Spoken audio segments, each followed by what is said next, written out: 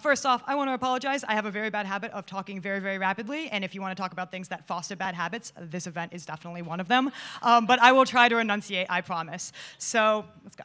Hey guys, I'm Pava, and I'm an entrepreneur, but I'm actually one of those weird types of entrepreneurs because my job is to help other people become entrepreneurs. And I do that through this really niche thing called entrepreneurial ecosystem development.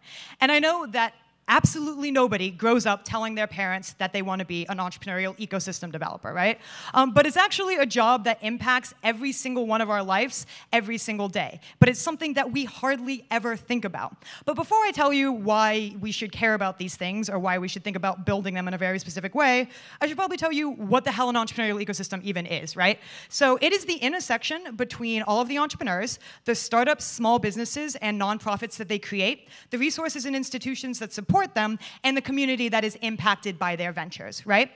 Entrepreneurial ecosystems are what make it possible for people to build the ventures that make the fabric of our economic and community life, especially within cities, right? We are at an event that was put on by a bunch of entrepreneurs, hosted in the venue of entrepreneurs being served food by an entrepreneur, right?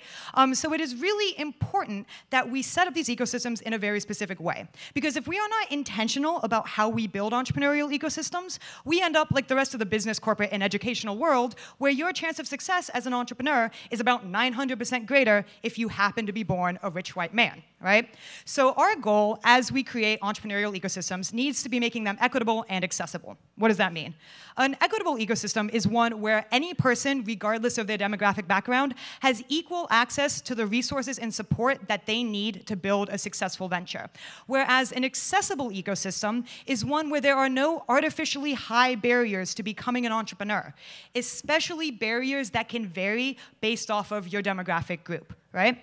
In a perfectly equitable and accessible entrepreneurial ecosystem, young, old, rich, poor, white, black, all of them have equal opportunity to access the resources that they need to build a venture. And ideally, they are becoming entrepreneurs at equal rates relative to their proportion within the population.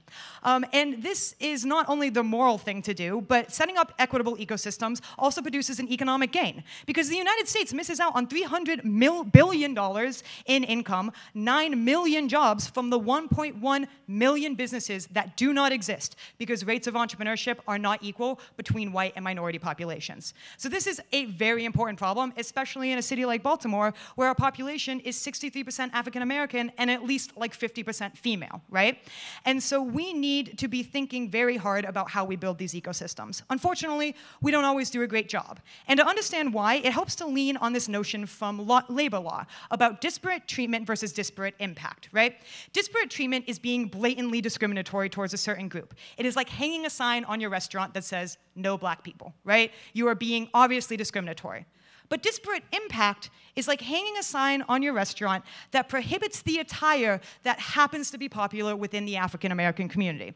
Sure, you did not be explicitly discriminatory against a certain group, but you had an outsized negative impact against a certain part of the population.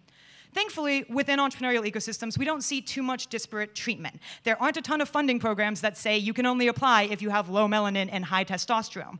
But we see a ton of disparate impact.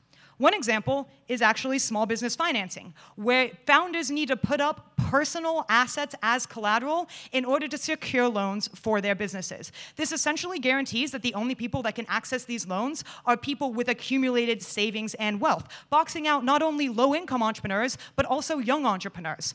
Another example is accelerators of funding programs that require the founder to be working full-time on their early-stage venture, because that assumes that this founder has the financial resources to cover their expenses while working on a pre-revenue company. And then finally, there are obvious examples, like pitch competitions that require you to pay to apply or that are located in parts of the city that are not accessible by public transportation. So all of these things add up to creating incredibly high barriers to becoming an entrepreneur. So if we want to create equitable ecosystems, we actually need to start with dropping 3 big assumptions. The first is that founders always need to contribute personal capital to their venture, and that if they are not doing so, they don't deserve to be starting the small business, nonprofit, or startup, right?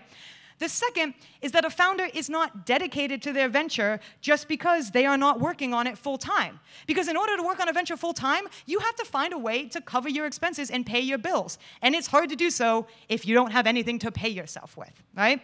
But finally, and most importantly, we need to drop the assumption that somebody only has what it takes to be an entrepreneur or deserves to be an entrepreneur if they find a way to build their venture despite these often insurmountable obstacles, right? So if we can start by dropping these 3 big assumptions, we are well on our way to creating equitable and accessible entrepreneurial ecosystems. And only when we do that can we realize the full economic and community gains within our city that can be found when every single person has the equal opportunity to become an entrepreneur if they want to be. Thank you.